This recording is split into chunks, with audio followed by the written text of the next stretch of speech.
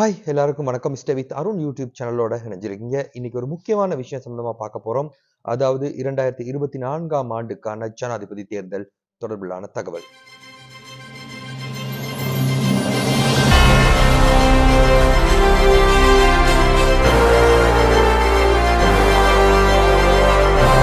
9வது நிறைவேற்று அதிகார ஜனாதிபதியை தெரிவு செய்வதற்கான தேர்தல் செப்டம்பர் மாதம் 21ஆம் தேதி நடக்கிறதுக்கு எல்லா ஏற்பாடுகளும் பூர்த்தி செய்யப்பட்டிருக்கு.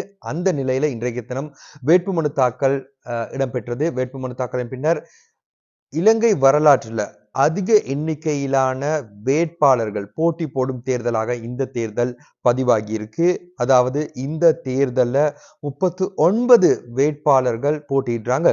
2019ஆம் ஆண்டு நடைபெற்ற 8வது நிறைவேற்று அதிகார ஜனாதிபதியை தெரிவு செய்வதற்கான தேர்தல்ல 35 வேட்பாளர்கள் போட்டியிட்டு இருந்தாங்க. அதையும் தாண்டி 4 வேட்பாளர்கள் அதிகமாக இம்முறை 39 வேட்பாளர்கள் போட்டியிடுறாங்க. இதுதான் வரலாற்றில் அதிக எண்ணிக்கையிலான வேட்பாளர்கள் போட்டியிடும் ஜனாதிபதி தேர்தலாக அமைஞ்சிருக்கு.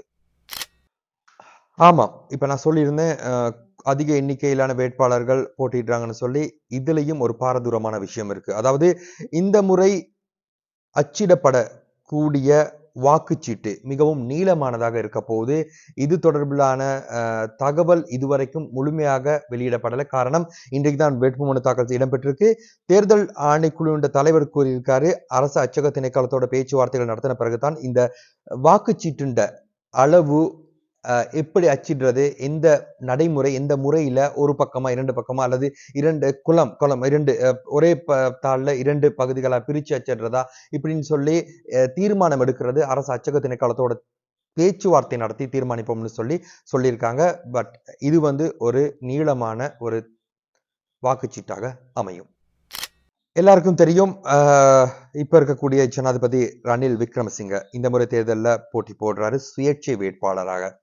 அப்ப தேர்தல் ஆணைக்குழு அவருக்கான சின்னத்தை இன்றைக்கு தினம் அறிவிச்சிருக்காங்க. எரிவாயு சிலிண்டர், கேஸ் சிலிண்டர். அதுதான் அவருடைய சின்னமாக கருதப்படுகிறது.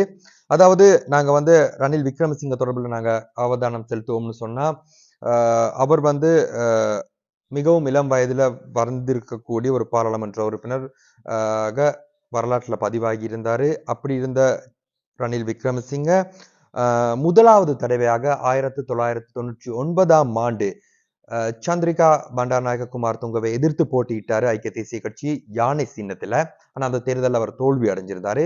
அதற்கு பிறகு 2000ஆம் ஆண்டு காலப்பகுதிகளில் அவர் பிரதமர் இருந்தது எல்லாருமே அறிஞ்ச விஷயம்தான். ஆனா திரும்ப 2005ஆம் ஆண்டு நடைபெற்ற ஜனாதிபதி தேர்தலில் திரும்பவும் அவரு போட்டி போட்டிருந்தாரு மஹிந்த ராஜபக்ஷவை எதிர்த்து. ஆனா அந்த தேர்தலையும் அவரு தோல்வியை சந்தித்திருந்தார்.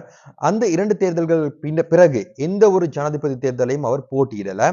2010ஆம் ஆண்டு நடைபெற்ற ஜனாதிபதி தேர்தலில் பொது வேட்பாளராக களம் இறக்குனாங்க சரத் பொன்சேகாவை.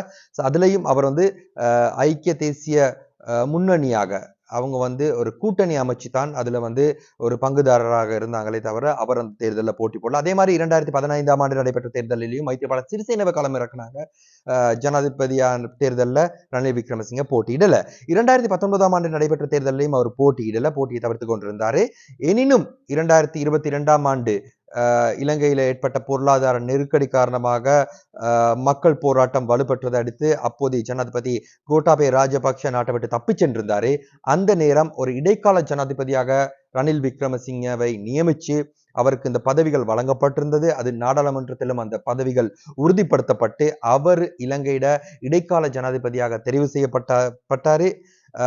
டிபி விஜயதுங்க தான் முதலாவது இடைக்கால ஜனாதிபதி. அதாவது பிரேமதாச இறந்த பிறகு அவர் கொஞ்ச காலம் அவர் இடைக்கால ஜனாதிபதியா இருந்தார். அவர் இலங்கை வரலாற்றில் இருக்கக்கூடிய முதலாவது இடைக்கால ஜனாதிபதி. 2வது இடைக்கால ஜனாதிபதியாக இப்போது ஜனாதிபதியாக பதவி வகிக்கும் ரணில் விக்ரமசிங்க பதவியேற்று நாட்டின் பொருளாதாரத்தை முன்னோக்கி கொண்டு வந்தார் என்ற ஒரு பேரோட அவர் இந்த தேர்தலில் களம் இறங்கி இருக்காரு.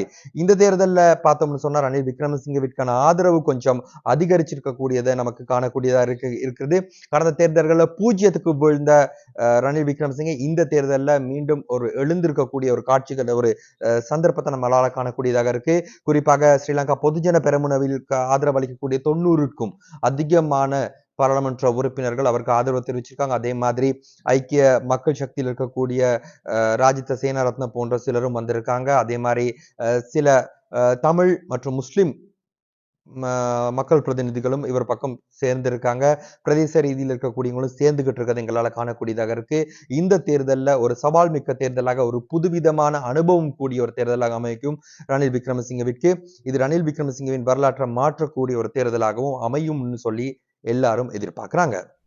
அடுத்தது நாங்க பார்க்க போறது வந்து சஜித் பிரேமதாச. சஜித் பிரேமதாசன்னு சொன்னோம்னா அது எல்லாத்துக்கும் தெரியும். இலங்கையின் முன்னாள் ஜனாதிபதி ரணசிங்க பிரேமதாசவின் புதல்வர் தான் சஜித் பிரேமதாச.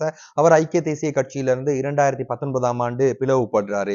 அதாவது தலைவராக இருந்த ரணில் விக்ரமசிங்கவோட அவருக்கு ஏற்பட்ட கருத்து முரண்பாடுகள், கொள்கை ரீதியான முரண்பாடுகள் காரணமாக ஐக்கிய தேசிய கட்சியில் இருக்கக்கூடிய பலரை அவர் இணைச்சுக்கிட்டு அவர் வந்து வேறே ஆரம்பிக்கிற கட்சி தான் ஐக்கிய மக்கள் சக்தி கட்சி. இந்த ஐக்கிய மக்கள் சக்தியினூடாக 2019ஆம் ஆண்டு ஜனாதிபதி தேர்தலில் கோட்டாபய ராஜபக்ஷவை எதிர்த்து சஜித் பிரேமதாச போட்டியிட்டாலும் அந்த தேர்தலில் அவர் தோல்வி அடைகிறாரு. அதே நேரம் பாராளுமன்ற தேர்தலில் அவங்க வந்து குறிப்பிடத்தக்க ஆசனத்தை பெற்று பிரதான எதிர்கட்சியாக அமர்ந்திருக்காங்க. இந்த நிலையில இந்த முறை தேர்தலில் அவர் ஜனாதிபதி தேர்தலில் 2வது முறையாக போட்டி போடுறார். அதுவும் இந்த முறை ஒரே கட்சியில் ஐக்கிய தேசிய கட்சியை பிரதிநிதித்துவப்படுத்திய 2 குழுக்கள் 2 பக்கம் இருந்து தான் இந்த போட்டியில சந்திக்கிறத காணக்கூடியதாக இருக்கு.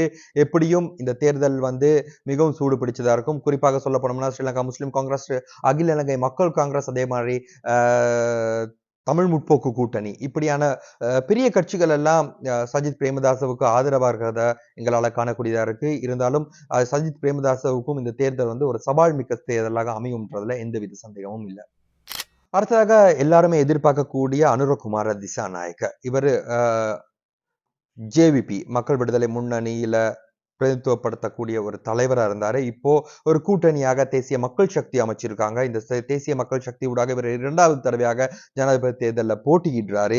இந்த ஜனாதிபதி தேர்தல் அவருக்கும் சவால் மிக்கதா இருக்கும். காரணம் என்னன்னு கேட்டா இலங்கையில கடந்த காலங்கள்ல ஊழல் மோசடிகளுக்கு எதிரான போராட்டங்கள் வலுப்பெற்றிருந்தது. இதனை முன்னிலைப்படுத்தி இவர் வந்து நிறைய ஊழலுக்கு எதிராக பல கருத்துக்களை தெரிவிச்ச ஒரு மக்கள் பிரதிநிதியாக இருந்தாங்க.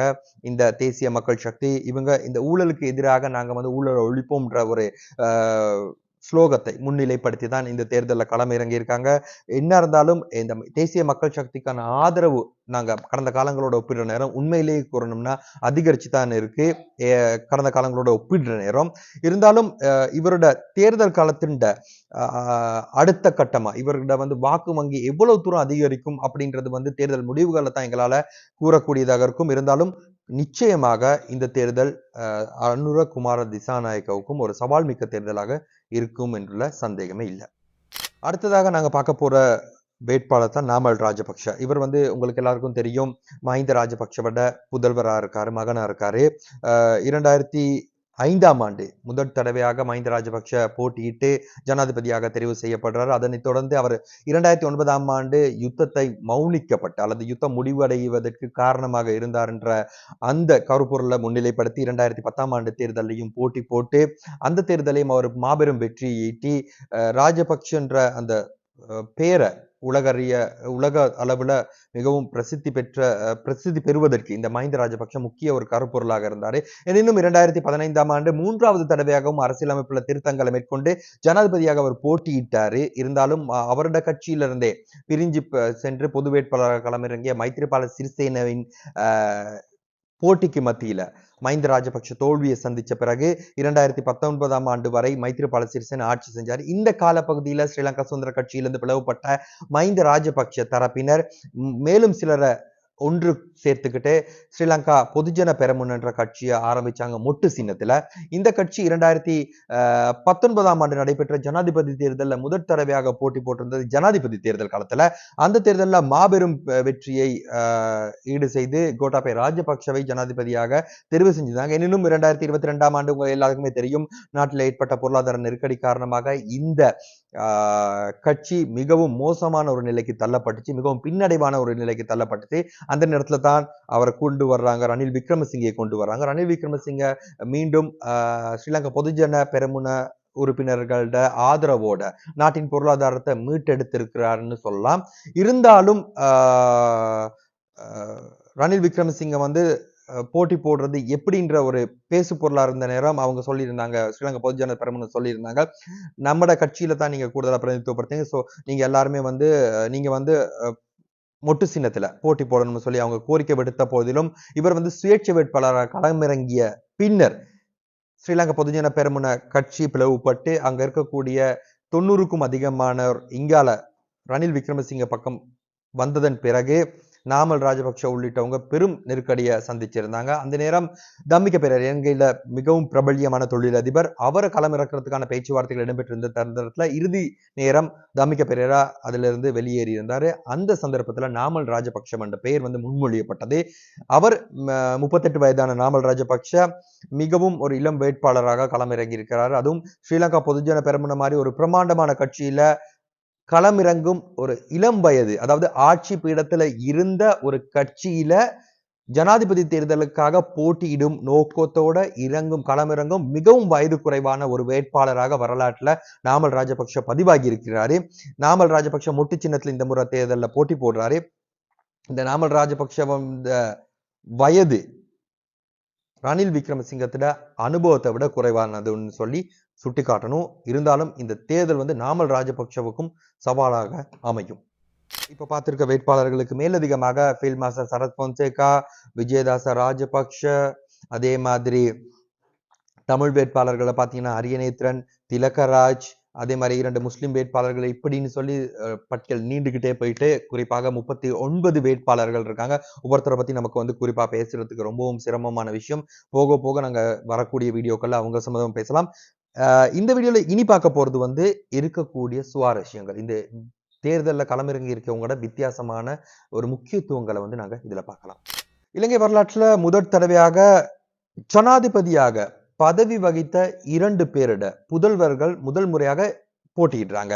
குறிப்பா உங்களுக்கு தெரியும், ரணசிங்க பிரேமதாசவின் புதல்வர் சஜித் பிரேமதாச ஏற்கனவே 2019ஆம் ஆண்டு போட்டியிட்டு இருந்தாரு. அது அப்படி இருக்க இந்த முறையும் அவர் போட்டியிடுறாரு. அதே நேரம் முன்னாள் ஜனாதிபதி மஹிந்த ராஜபக்ஷவின் புதல்வரான நாமல் ராஜபக்ஷவும் இந்த முறை தேர்தலில் போட்டி போடுறாரு. அதாவது இலங்கை வரலாற்றுல முன்னர் ஜனாதிபதியாக இருந்த 2 வருட புதல்வர்கள் 2 பேர் இந்த முறை போட்டி போடுறாங்கன்றது ஒரு முக்கியமான அம்சமாக காணப்படுது. உங்களுக்கு எல்லாருக்கும் தெரியும், 3 தமிழ் வேட்பாளர்கள் இந்த முறை தேர்தலில் போட்டி போடுறாங்க. இவர்கள்ல முக்கியமான ஒரு இடத்தை பிடிக்கக்கூடியவர் தான் வடக்கு கிழக்கு தமிழர்களை பிரதித்துவப்படுத்தி போட்டி போடக்கூடிய முன்னாள் பாராளுமன்ற உறுப்பினர் ப. அரியநேத்திரன். இவர் மட்டக்களப்பு மாவட்ட பிரதித்துவப்படுத்தி 2 முறைகள் பாராளுமன்றத்துல இருந்திருக்காரு. அவர் தமிழ் மக்களுக்காக மிகவும் பல நீண்ட காலமாக குரல் எழுப்பிய ஒருவராக காணப்படுறார். பல பேச்சுவார்த்தைகளுக்கு அடுத்ததாக இந்த தமிழ் பொது வேட்பாளர் அறிவிக்கப்பட்டிருந்தாரு. அவரும் இந்த முறை தேர்தலில் போட்டி போடுறாரு. மலையக மக்களை பிரதித்துவப்படுத்தி இந்த முறை தேர்தலில் மயில் வாகனம் திலகராஜ் போட்டி போடுறார். அவர் 2015ஆம் ஆண்டு பாராளுமன்ற தேர்தலினூடாக நுவரெலிய மாவட்டத்தை பிரதித்துவப்படுத்தி பாராளுமன்றத்திற்குள் பிரவேசித்திருந்தாரு.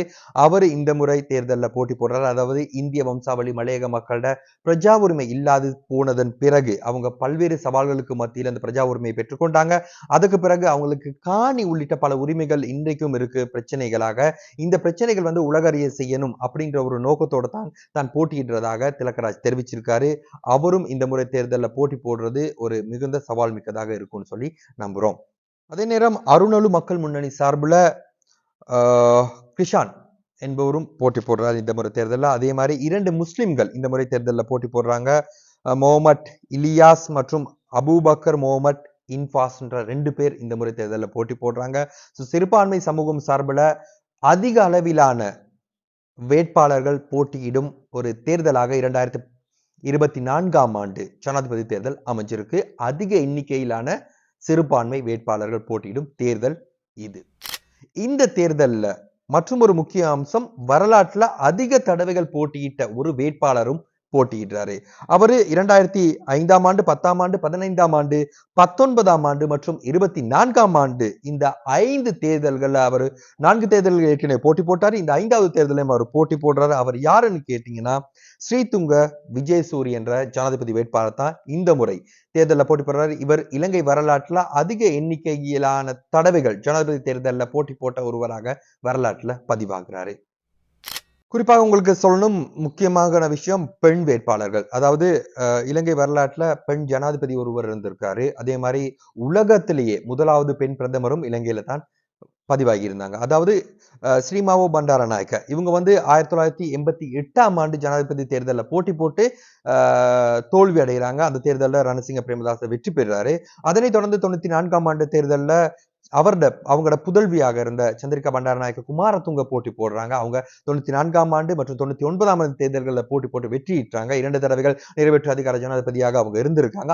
அதற்கு பிறகு மஹிந்த ராஜபக்ஷ வந்தது. அதுக்கு பிறகு மைத்ரிபால சிறிசேன வந்தது. இந்த தேர்தல்கள கூட ஒரு தீர்மானிக்கும் சக்தியாக அவங்க இருந்திருக்காங்க. பட் 2 தடவைகள் அவங்க போட்டி போட்டாங்க. அதே நேரத்துல வந்து இலங்கை வரலாற்றுல பெண்களுக்கு ஜனாதிபதியாகவும் சரி, பிரதமராகவும் சரி முக்கிய இடங்கள் வைக்கப்பட்டிருந்தது. இந்த நிலைமையில வந்து 2019ஆம் ஆண்டு தேர்தல்ல அஜென்டடி சொய்சான்ற ஒரு பெண்மணியும் போட்டியிட்டு இருந்தாங்க. ஆனா இந்த முறை தேர்தல்ல எந்த ஒரு பெண்மணியும் போட்டி போடல. பெண்கள் இல்லாத ஒரு தேர்தலாக இந்த தேர்தல் அமைச்சு. 24ஆம் ஆண்டு ஜனாதிபதி தேர்தலில் 2 பிக்குகள் தேரர்கள் போட்டி போடுறாங்க. அவங்க வந்து யாருன்னு பாத்தீங்கன்னா அக்மிமன தயாரத்ன தேரர், அதே மாதிரி பத்திரமுள்ள சீரரத்ன தேரர். இந்த பத்திரமுள்ள சீரரத்ன தேரர் ஏற்கனவே தேர்தல்களையும் போட்டி போட்டிருக்காரு. இருந்தாலும் அவர் வந்து ஜனாதிபதியாக தெரிவு செய்யப்படல. இந்த 2 தேரர்கள் வந்து இந்த முறை தேர்தல்ல போட்டி போடுறாங்க. உங்களுக்கு எல்லாருக்கும் தெரியும் 2022ஆம் ஆண்டு இலங்கையில நடந்த பொருளாதார நெருக்கடிக்கு மத்தியில காலி முகத்திடல் போராட்டம்னு சொல்லி ஒரு போராட்டம் வலுப்பெற்றது. சுமார் 100 நாட்களுக்கு மேல இந்த போராட்டம் தொடர்ந்தது. இந்த போராட்டத்தை நடத்திய போராட்ட குழு சார்புல ஒருவர் களமிறக்கப்பட்டிருக்கார். அவர் இந்த முறை தேர்தல்ல வந்து இளைஞர்கள் மத்தியில அவர் போட்டி போடுறார். நுவான் சஞ்சீவ போப்பகே. இவர் ஒரு சட்டத்தரணி. இவர் இந்த தேர்தல்ல போட்டி போடுறாரு. போராட்ட காலத்துல இருந்த பெரும்பாலான இளைஞர் யுவதிகளுக்கு மத்தியில இவர் பிரபல்யமானவர். இவர் இந்த தேர்தல்ல போட்டி போடுறாரு. இந்த தேர்தல் அவருக்கு எப்படி சவாலாக அமையும்னு பார்க்கலாம். தேர்தல் களம் வந்து மிகவும் சூடு பிடிச்சிருக்கு. 2024ஆம் ஆண்டு செப்டம்பர் மாதம் 21ஆம் திகதி ஜனாதிபதி தேர்தல் நடத்தப்பட இருக்குது. 9வது நிறைவேற்று அதிகார ஜனாதிபதியை தெரிவு செய்வதற்கான தேர்தல். இந்த தேர்தலுக்கான பிரச்சார நடவடிக்கைகள் உடனடியாகவே ஆரம்பிப்பதற்கு ஏற்பாடுகள் முன்னெடுக்கப்பட்டிருக்கு. ரணில் விக்ரமசிங்க, சஜித் பிரேமதாச, அன்றகுமார் திசாநாயக்க, நாமல் ராஜபக்ஷ, சரத் பொன்சேகா, விஜயதாச ராஜபக்ஷ, ஸ்ரீதுங்க விஜய் சூரிய இப்படின்னு சொல்லி நாங்க நீண்டுகிட்டே போகலாம். 39 வேட்பாளர்கள் இலங்கை முழுக்கவும் தேர்தல் பிரசாரங்கள் சூடுபிடிச்சு களகட்டி இருக்கும். செப்டம்பர் மாதம் 18ஆம் தேதி நள்ளிரவு வரைக்கும் அங்கால 2 தினங்கள் வந்து ஒரு சின்ன ஓய்வு இருக்கும். பிரச்சாரங்கள் முன்னெடுக்க முடியாது. 21ஆம் தேதி காலை 7 மணிக்கு தேர்தல்கள் ஆரம்பிக்கும். 4 மணி வரை தேர்தல்கள் இடம்பெறும். இந்த முறை சீக்கிரமா போயிட்டு எல்லாருமே வாக்களிங்க. காரணம் என்னன்னு கேட்டா வாக்குச்சீட்டு கொஞ்சம் நீளமாக இருக்கும். வாக்காளர்கள் எண்ணிக்கை கொஞ்சம் அதிகமா இருக்கும். ஏற்கனவே நாங்க முன்ன தேர்தல்கள்ல 30 செகண்ட் அல்லது 1 நிமிஷம் ஒரு வேட்பாளர் தேர்றதுக்கு நாங்க காலத்தை ஒதுக்கணும்னா இந்த முறை 1 நிமிஷத்துக்கு மேல நமக்கு வந்து காலங்கள் செல்லலாம். ஏன்னா எந்த இடத்துல இருக்குன்னு சொல்லி எங்களுக்கு தெரியாத ஒரு குழப்ப நிலை ஏற்படலாம். அதனால கொஞ்சம் சீக்கிரமா போயிட்டு வாக்களிங்க. எல்லாரும் வாக்களிச்சு நாட்டுக்கு ஒரு சிறந்த ஜனாதிபதியை தெரிவு செய்யுங்க. அதே நேரம் இந்த வீடியோ பிடிச்சிருந்தா லைக் பண்ணுங்க, ஷேர் பண்ணுங்க, சப்ஸ்கிரைப் பண்ணாதவங்க சப்ஸ்கிரைப் பண்ணிருங்க.